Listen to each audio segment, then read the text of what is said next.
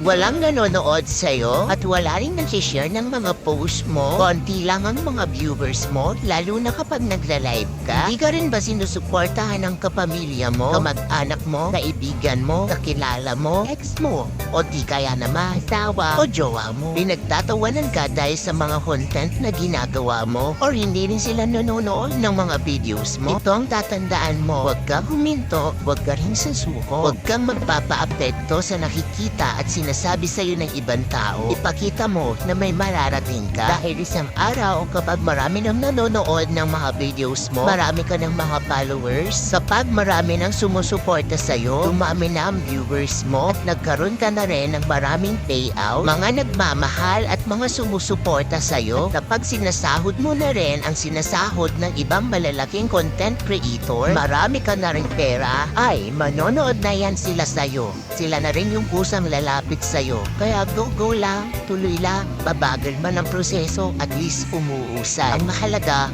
masaya ka at gusto mo yung mga bagay na ginagawa mo.